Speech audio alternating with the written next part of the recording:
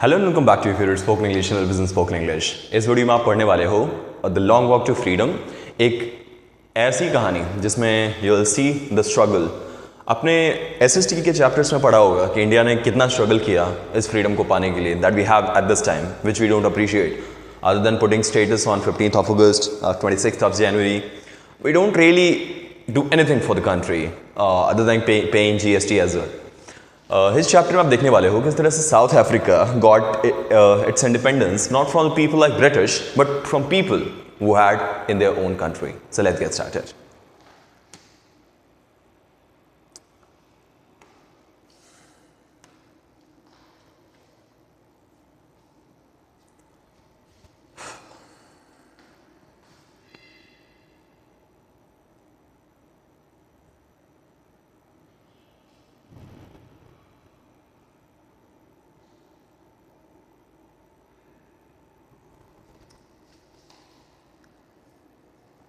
Okay, imagine a system जहाँ पे कि आज हम लोगों को जज करते हैं as per their qualifications, as per their behaviours, as per their let's say financial status as well.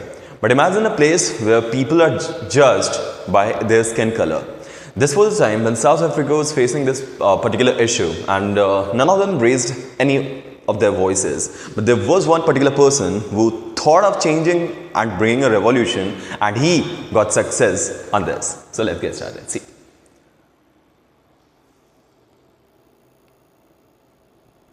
Just a moment. Let me take you to the screen. Okay, that's perfect. Okay, so it says they had something called apartheid system. That's a political system that separates people according to their race. Imagine कीजिए कि कोई आदमी अगर bright है, fair है, तो वो एक सोसाइटी में आता है, और कोई unfair है, who is not bright, let's say who is dark, जिसका स्किन कलर डार्क है, वो एक स्पेशल सेग्रीगेटेड सोसाइटी में माना जाता है. इमेजिन कीजिए आपको वोट देने के राइट्स को छीना जाए सिर्फ इसलिए क्योंकि आप थोड़े डार्क दिखते हो from the person who is a bit fair. तो हाँ, वी कैन नॉट से कि it has been wiped up from the world. It's not like that. आज भी इन द होल वर्ल्ड हम इसके अकॉर्डिंग लोगों को जज करते हैं स्किन कलर के बेस पे.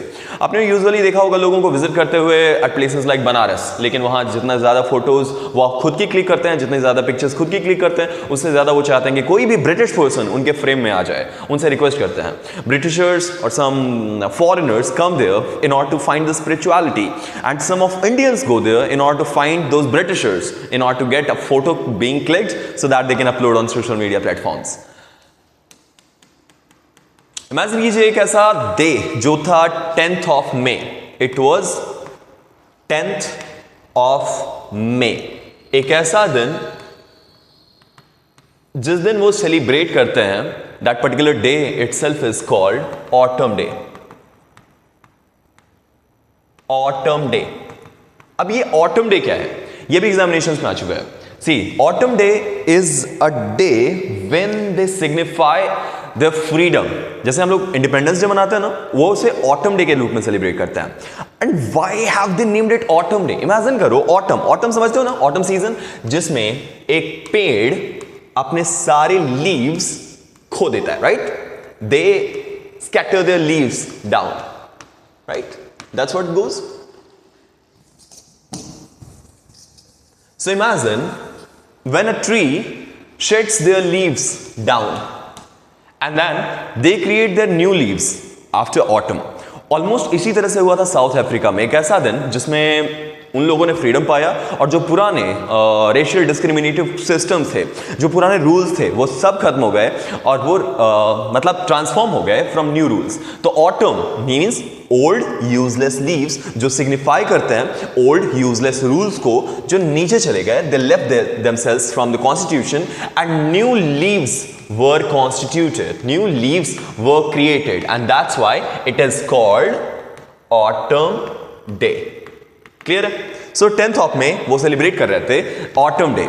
अब ये ऑटम डे सेलिब्रेशन क्या नॉर्मल सा गैदरिंग था? नहीं, बहुत ग्रैंड सा गैदरिंग था. इमेजिन करो प्लेस जहां पे कि फुल ऑरा +99 जो आप बोलते हो एग्जैक्ट वैसा हो. Imagine a place where all blacks and whites are standing, where helicopters are there, both the sides, and it's roaring. It started roaring. It started taking off. ऊपर से एयर शोज चल रहे हैं, बहुत सारे international chief guest, international leaders खड़े हों. बिल्कुल इसी तरह का माहौल था उस पर्टिकुलर सिचुएशन में, जहां Nelson Mandela was standing on a stage. उनके साथ मिस्टर डी क्लर्क थे, उनकी बेटी जिनका नाम that name was I'll let you know just a moment later. So ये सब वहाँ पे खड़े थे, all right, and then उनके स्पीचेस जो अपार्टमेंट सिस्टम पे देते हैं, वो मेमोरीज जो उस टाइम पे याद करते हैं, उन सब का कॉम्बिनेशन है ये, all right. So let's get started आगे.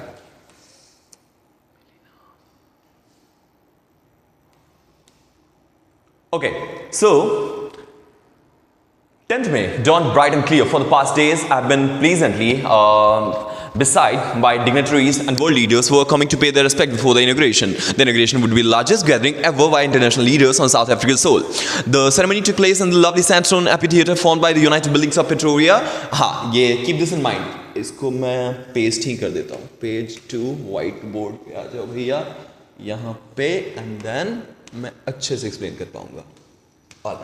ओके, सो ये क्या था ना, इसमें हमने अभी देखा कि इंटरनेशनल एक बड़ा गैदरिंग होने वाला था साउथ अफ्रीका की धरती पे. For the first time such a big gathering was taking place. And keep this in mind, वो गैदरिंग अब तक का सबसे बड़ा गैदरिंग था in the soul of South Africa. It also says that ceremony took place in lovely sandstone amphitheatre. Keep this name in your mind. जो building वहां पे था उसका नाम, उस पर्टिकुलर बिल्डिंग का नाम था सैंडस्टोन एम्फीथिएटर. सैंडस्टोन एम्फीथिएटर कहां सिचुएटेड है सर? प्रिटोरिया में. प्रिटोरिया की जगह पे ये सिचुएटेड, साउथ अफ्रीका के प्रिटोरिया के सैंडस्टोन एम्फीथिएटर बिल्डिंग में ये सिचुएटेड है. मतलब ये हो रहा है. For decades, this had been the seat of white supremacy. Now it was the site of rainbow gathering in different colors and the nations of installation of South Africa's first democratic non-racial government. अब ये बताते हैं that ये पहली बार ऐसा होने वाला था दैट द डिस्क्रिमिनेशन जिसे मैंने फेस किया, जिसे हमारे जैसे लोगों ने फेस किया, आज ये डिस्क्रिमिनेशन फॉर एवर खत्म होने वाला है. ये गैदरिंग इसका एक एग्जाम्पल होने वाला है कि हम एक दूसरे से अलग नहीं है, पूरी दुनिया एक साथ कोलैबोरेटली काम कर रही है. फिर बोला जाता है on the lovely autumn day, remember autumn day 10th May, वो सेलिब्रेट करते हैं उसको. Was accompanied by my daughter Zenani. मैं इसी नाम को मिस कर रहा था, भूल चुका था. Zenani was the name of her daughter जो वहाँ पे थी स्टेज पे. मिस्टर डे क्लर्क वॉज स्worn as the second deputy president. Keep this in mind कि जो सेकंड डिप्यूटी प्रेसिडेंट थे जिनका नाम था मिस्टर डी क्लर्क, वो उन्होंने भी अपना स्पीच दिया सेकंड डिप्यूटी प्रेसिडेंट के रूप में. ओके, वापस आते हैं. So that's the picture of Nelson Mandela. Page 3 को लाते हैं यहाँ पे. पेज 2 प्लीज खत्म हो जाओ, go somewhere else. Now this page, so please come here. Alright sir, आ गए हैं. चलिए लेट्स गेट स्टार्टेड. लिखा हुआ है तब Mbeki was sworn as the first deputy president. It was my turn.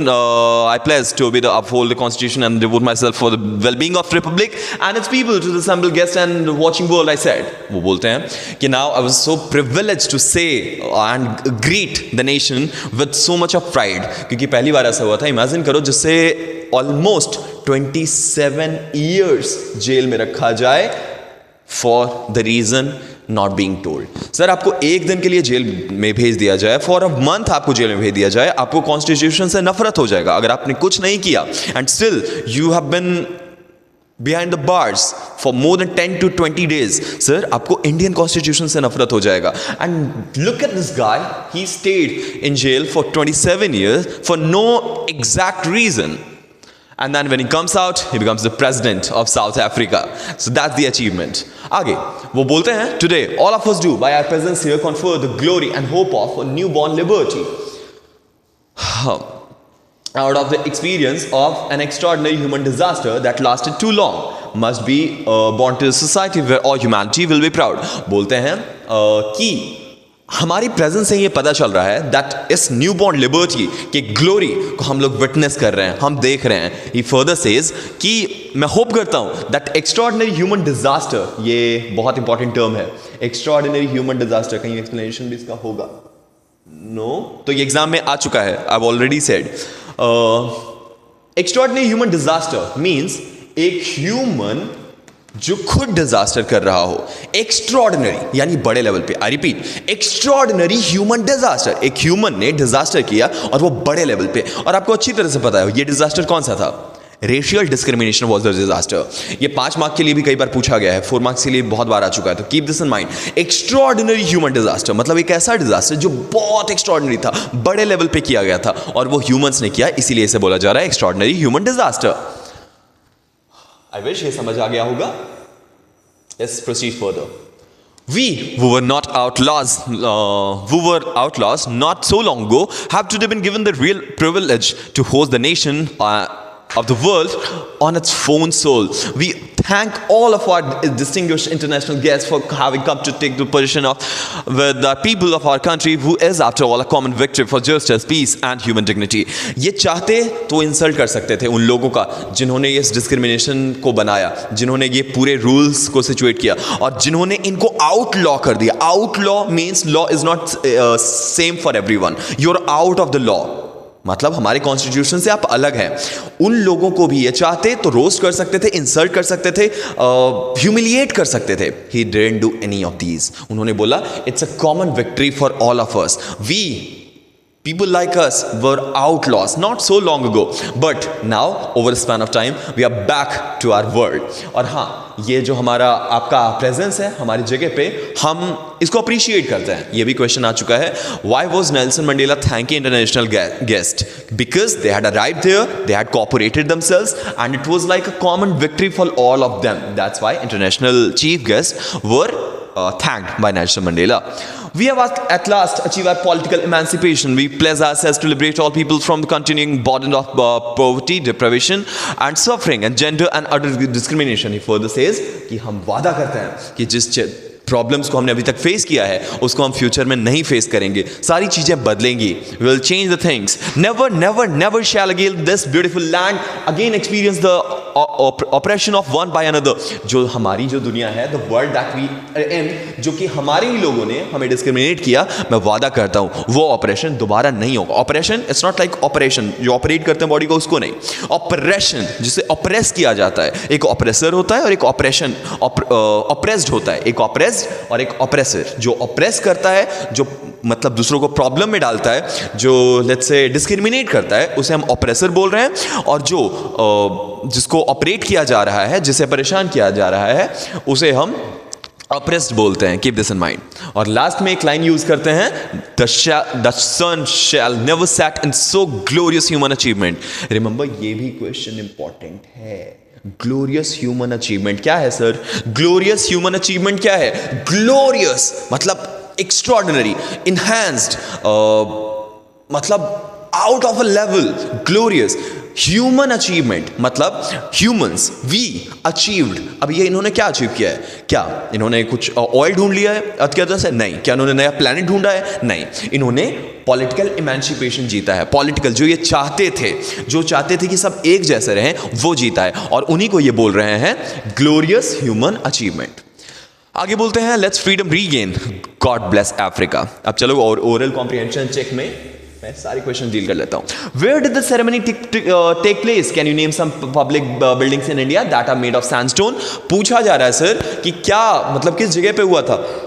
हम सबको पता है वो हुआ था सैंडस्टोन एम्पी थिएटर में। प्रिटोरिया जगह का नाम था, साउथ अफ्रीका में प्रिटोरिया सिचुएटेड है, और वो एक सैंडस्टोन एम्पी थिएटर जो उस बिल्डिंग का नाम है वहां पे हो रहा था। अच्छा, इंडिया में अगर ऐसा कुछ बड़े लेवल पे अगर कुछ होता है तो कहां गैदरिंग होगी? अगेन आई एम आस्किंग, अगर इंडिया पे ऐसा कोई पॉलिटिकल गैदरिंग होता है, जैसे हमारे यहाँ होता है ना, that sometimes Rahul Gandhi comes in let's say इन तमिलनाडु, तो वो कहाँ पे आएंगे? तमिलनाडु में किस जगह पे आएंगे?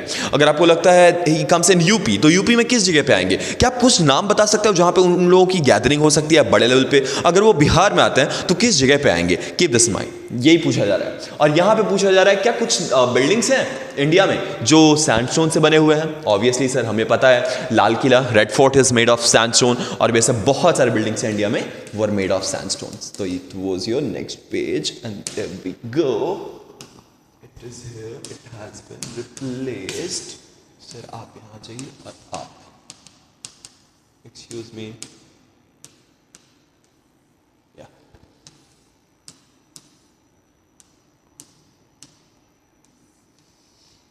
ओके आगे लिखा हुआ है, moments later we are lifted our eyes in awe of set.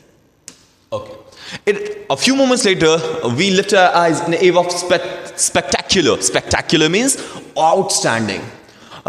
Area of South African jets, helicopters and troop carriage roared in a perfect formation over the United buildings. It was not only a display of pinpoint precision of military forces, but demonstration of military loyalty to the democracy. Military सिर्फ अपना power नहीं दिखा रही थी, अपनी loyalty भी country के लिए दिखा रही थी. जो हम इंडिपेंडेंस डे पे, रिपब्लिक डे पे देखते हैं जो एयर शो होता है, क्या लगता है एयर शो में हमें जो हमारी मिलिट्री फोर्सेज हैं वो अपना पावर दिखा रही होती हैं? नहीं, सिर्फ पावर नहीं दिखा रही होती. अलॉन्ग विद दोज पावर्स वो हमें ये बता रही होती हैं कि हम आपको सेफ रखे हुए हैं, हमने आपको प्रोटेक्ट किया हुआ है, हम अपनी प्रोटेक्शन आप पे रखे हुए हैं, हमारे कारण आप अच्छे से रह सकते हैं. फर्स्ट वो दिखाती है अपना पावर अपने कंट्रीमैन को, ताकि वो निश्चिंत से आराम से, मैं यहाँ पे पढ़ा रहा हूँ, I know that some of my brother is standing there, some of our brothers is standing there in order to save me from those some of those countries were our enemies. तो वो बोल रहे हैं कि ये सिर्फ एक मतलब पावर नहीं दिखाया जा रहा था मिलिट्री फोर्सेस के थ्रू, ये लॉयल्टी भी दिखाया जाता है. Okay, next. To a new government that has been freely and fairly elected. Only moments before, the highest general of South African Defence Force and Police, their chest backed with ribbons and medals from days gone by, saluted with the pledged their loyalty. I was not unmindful of the fact that not so many years before they could not have saluted, but instead me. और जब यहाँ पे जाकर एक जो south African defence force के जो head हैं, जो हाईएस्ट जनरल हैं, वो आके सैल्यूट करते हैं और यहाँ पे एक क्लिक होता है इनके माइंड में कि the same person would have arrested me. आपने ऑब्जर्व किया होगा इन सेम क्लास एक स्टूडेंट जो बहुत अच्छा पढ़ता है, उसके नॉटीनेस में भी टीचर को हंसी आती है, वो भी इनको फनी लगता है. बट एक स्टूडेंट जो बहुत अच्छा पढ़ाई नहीं करता, जो ज़्यादा स्टडियस नहीं है, उसका एक छोटा मोमेंट भी टीचर को इरिटेट कर देता होगा. आपने समझा होगा. तो respect is not gained by how you look. Respect is not gained by how you came in the world and what level you were in, but the level that you make. So वो बोल रहे हैं कि कुछ दिन पहले ही ऐसा possible था कि ये मुझे अरेस्ट कर लेते, because I was dark, I was black, और यही आदमी आज मुझे सैल्यूट कर रहे हैं because I have gained a good level in this particular political let's say hierarchy. इस लेवल पे पॉलिटिकल हायरार्की में अब मैं ऊपर आ चुका हूँ, and that's why I am not being arrested. But he could have arrested me. वो मुझे फिर जेल में डाल देते अगर मैं यहाँ सेलेक्ट नहीं होता, यहाँ मैं खड़ा नहीं होता, इस लेवल पे अगर नहीं होता तो. He says this. And then the day was symbolized for me as the playing of our two national anthems with the vision of white singing and black singing.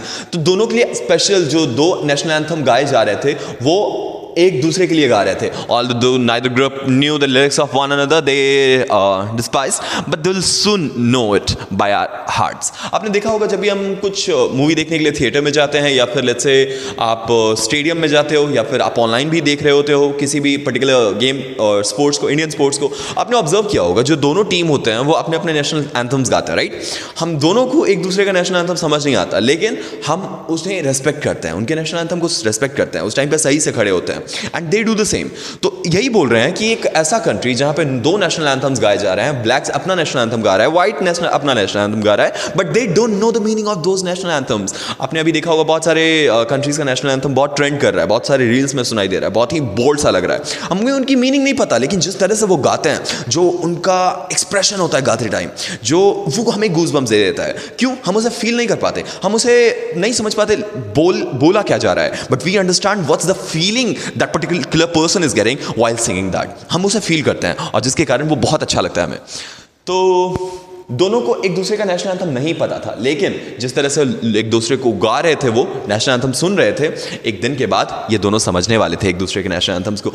और आगे बोला जा रहा है, on the day of inauguration I was overwhelmed by the sense of history. On the first decade of 20th century, a few years later, the bitter Anglo-War for my own birth, white-skinned people of South Africa passed with its differences and erected the system that racial discrimination, domination against dark-skinned people in their own land. कुछ ही decades पहले की बात है, जब मेरे birth से पहले भी यह सिस्टम बनाया गया था. From few of those people and that structure that created a form basis of harshest most unhuman societies of world world has ever known. Now in the last decade of 21st century, now our own 18th decade as a man, this is the system had been.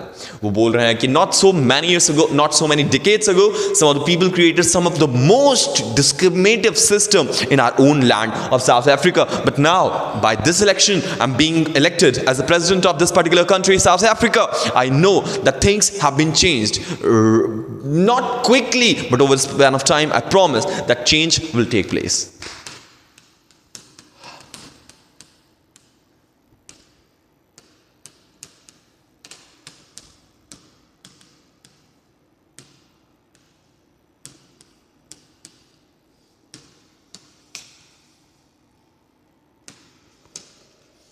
Okay. Again, this he says, they're overturned forever and replaced by one that recognizes rights, freedom of all people regardless of the skin of their color. अब बोला जा रहा है that अब सब change हो जाएगा. जो राइट्स हैं, जो फ्रीडम है, regardless of the color of the skin, provide किया जाएगा in this undiscriminated society. Further, he says that day had come about through unimaginable sacrifices of thousands of my people. बोलते हैं कि इमेजिन हम लोग तो अभी जीत गए. ये बिल्कुल ऐसे ही है जैसे समझो कि कोई स्टूडेंट नीट का प्रिपरेशन कर रहा था and before the result he committed suicide because he thought he will get very less marks और ही डाइड. और जब रिजल्ट आ जाता है then he was topped at the first rank. आप इमेजिन करो क्या फील होगा उनकी फैमिली पे. इमेजिन करो पूरा कंट्री रोने लगेगा इस पे कि एक पर्सन जो फर्स्ट रैंक लाने वाला था वो उसने सिर्फ इसलिए पहले ही सुसाइड कर लिया कि वो उससे कुछ नहीं हो, वो पास भी नहीं कर पाएगा, वो रैंक नहीं ला पाएगा और वो फर्स्ट रैंक लाता है. बिल्कुल ऐसा ही फील हो रहा था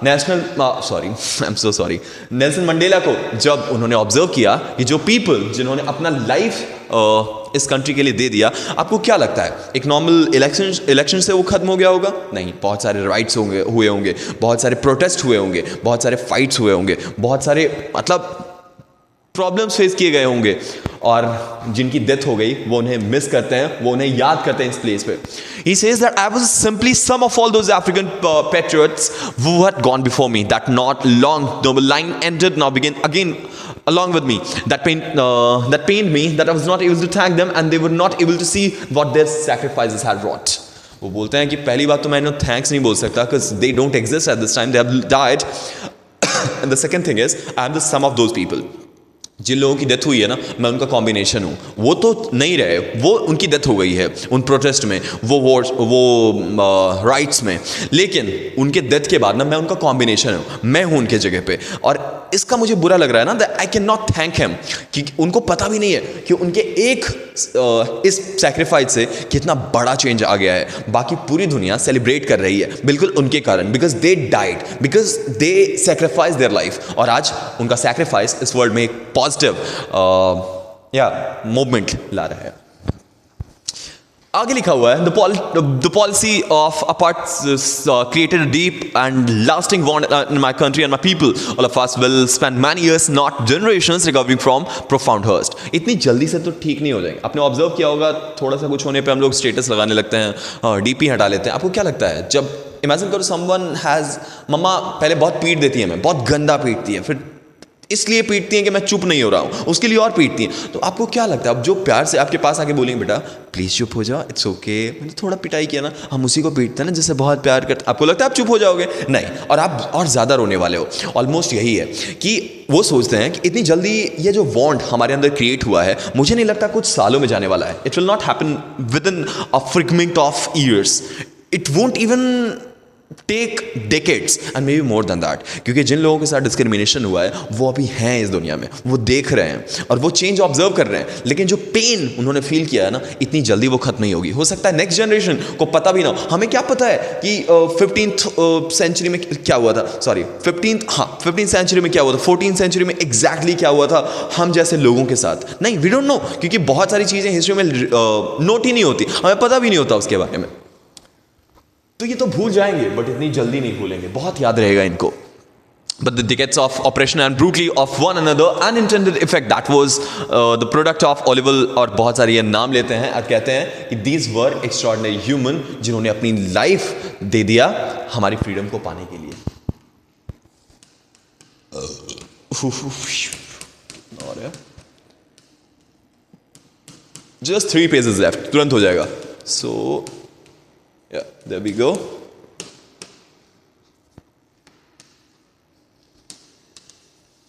Okay, here we are.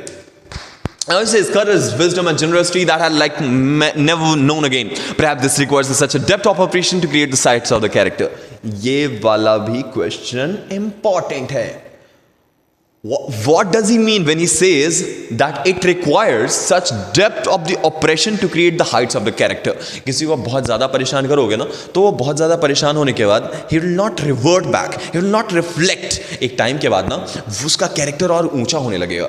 जैसे देखो, आप देखते हो कि कोई किसी को बहुत बुरा पीट रहा है, बहुत ब्रूटली पीट रहा है, आप ऐसा नहीं फील करोगे कि मुझे उसे बचाना चाहिए. अगर आपने ऐसा नहीं किया तो अंदर ही अंदर आपको ये फील होगा कि उसके साथ कितना गलत हो रहा है. आप इन चीज़ों को समझोगे, आप में एक इमोशंस आएंगे, वो इमोशंस बाकी लोगों के इमोशन जिसको नहीं पता कि वहाँ क्या हो रहा है, उससे अलग आप होगे. मतलब एट सम प्लेसेस आपने ऑब्जर्व किया होगा, किसी को ब्रूटली मार खाते हुए देखे, आपने उस टाइम फील किया होगा कि कैसा, how does it feel like, जब वो रो रहा है और वो चिल्ला रहा है बचाने के लिए, and people are not going to save him. आपने अगर अपने आपको उस प्लेस पर रखा एंड फील किया, तो आपका कैरेक्टर और ऊपर होगा. आप समझोगे इस फीलिंग को कि क्या होता है जब कोई आप पे ऑप्रेस कर रहा होता है, कि कोई आपको परेशान कर रहा होता है, आप उसको फील करते हो. इसीलिए तो हम देखते हैं कि हीरोज़ जो मूवीज़ में हमारे जो मेन कैरेक्टर्स होते हैं, एक्टर्स होते हैं, उनको ज़्यादा परेशान किया जाता है from villain side, from everyone. उन्हें परेशान किया जाता है. क्यों? क्योंकि हम एक इमोशनल अटैचमेंट उनके साथ फील करते हैं. क्यों करते हैं? क्योंकि उनको हम फील करते हैं कि उनके साथ कितना गलत हो रहा है. एंड जब हम वो फील करते हैं कि उनके साथ गलत हो रहा है, तो हमारी एक इमोशनल अटैचमेंट उनसे बिल्ड होती है. वही ये बोल रहे हैं कि it requires a depth of the operation to create the heights of the character. अब जितना ज्यादा ऑप्रेस हो जाओगे, उतनी कैरेक्टर आपकी ज्यादा अच्छी होगी. कुछ लोग इसको रिवर्ट बैक करते हैं, कुछ रिफ्लेक्ट करते हैं, कुछ शाउट करते हैं, कुछ इसके खिलाफ तुरंत आवाज उठाते हैं, और जो नहीं उठाते ना, वो एक अलग ही कैरेक्टर पे चले जाते हैं. वो बहुत अच्छे हो जाते हैं. जिनको बहुत ज़्यादा परेशान किया जाता है, दे हैव दो चॉइसेस. फर्स्ट, उस परेशानी को फील करके उसे इग्नोर करके अपने आप को अच्छा बनाना, और second is reflect back, revert back, उस पर और दुगना गुस्सा करना.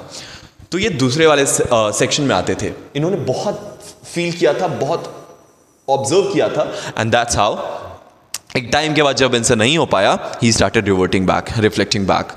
बोलते, my own country is rich not in minerals, gems, life beneath the soil, but I have always known for the greatest wealth of his people, finer and truer than any purest diamond. बोलते हैं कि मेरा country बहुत rich है, it has minerals, it has gems beneath the souls, but इसलिए हम rich नहीं है. ये हमारे पास है, but that's not the richness hours. हम इसलिए रिच नहीं, हम रिच हैं इसलिए नहीं क्योंकि हमारे पास बहुत सारे गोल्ड एंड डायमंड्स हैं, हमारे पास ज्वेलरीज नहीं, हमारे पास आप हैं, मैं इसलिए रिच हूं.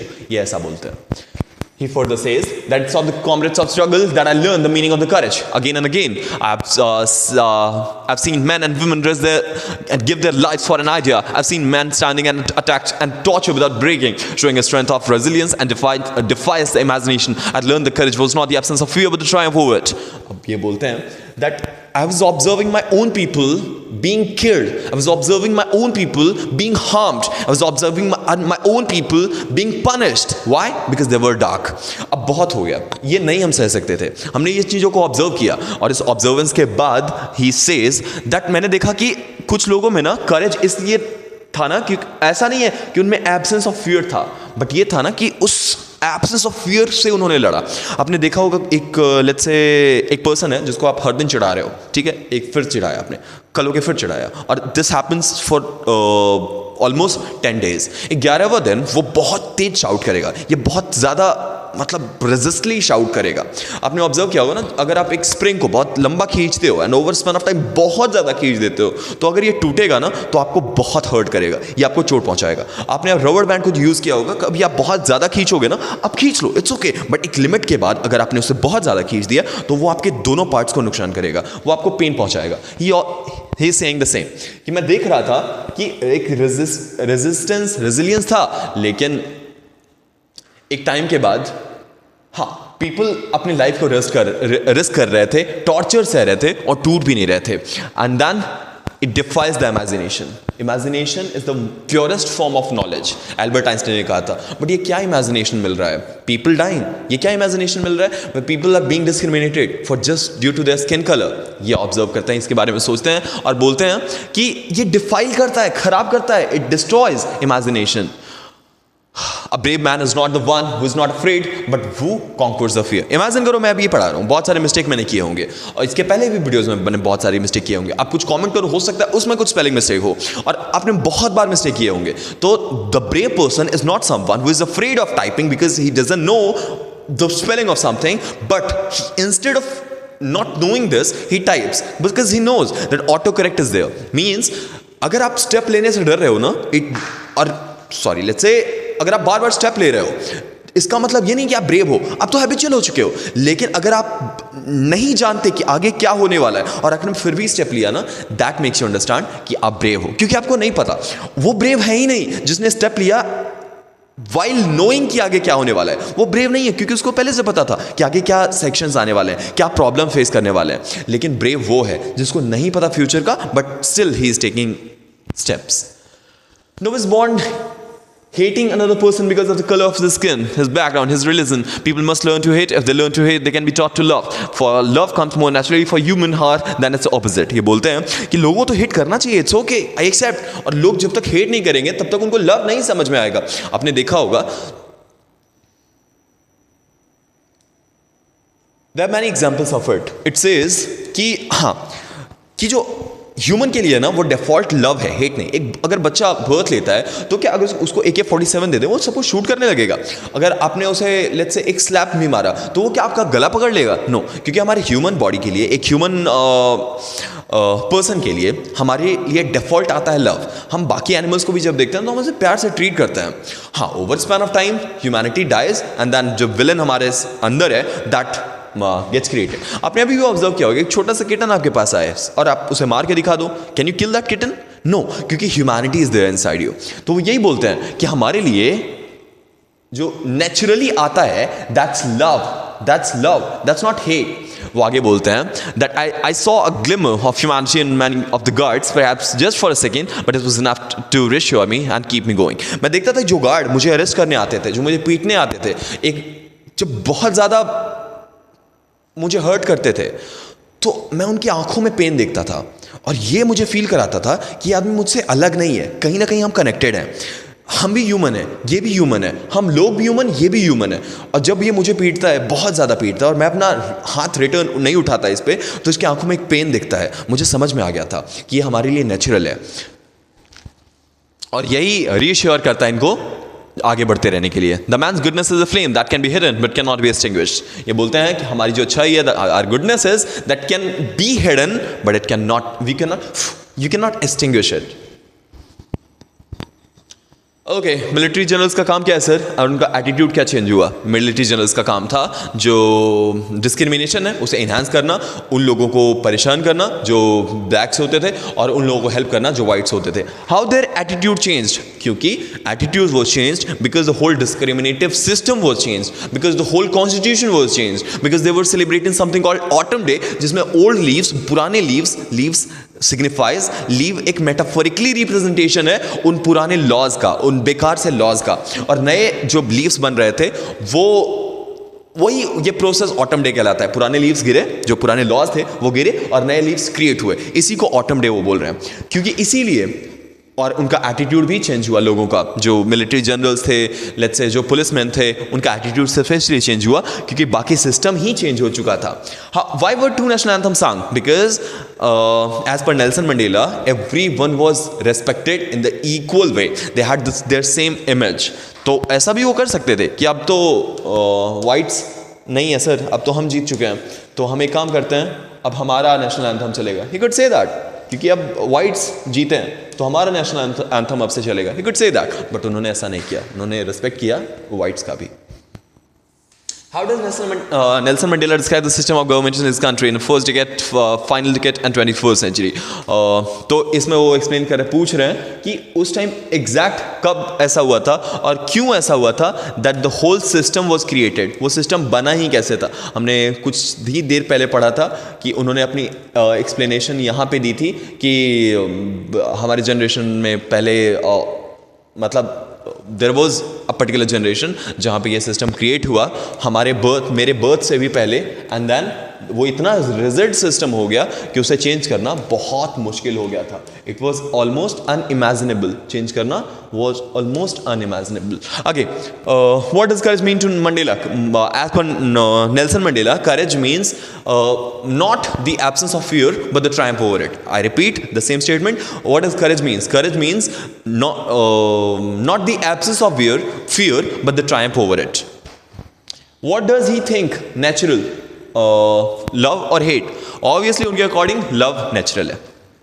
और ये वाला भी पार्ट बहुत इंपॉर्टेंट है. In life every man has twin obligations to his family, his parent, his wife and children, and he has one obligation to his people, community and country. इनके अकॉर्डिंग दो obligation. Obligation क्या होता है sir? Obligation is the process when you are suppose to do something, you are suppose to take some action. Sir अगर if you took birth in your family, it's obvious when you will grow up you will feed your family, you will take care of your family. That's your obligation. You can not refrain from it, you can not get away from it. And there is second obligation that comes for your country, where you pay your GST, you pay your taxes, you help your country, you help your countrymen, you help your people. That's your second obligation. Every person has two obligations. First obligation falls for its particular family in which he has taken birth, and the second obligation is for the country where he has taken birth, where he pays the taxes and where he belongs to. I think that's sufficient for today. We'll meet tomorrow with the next chapter. Take care of yourself. Bye.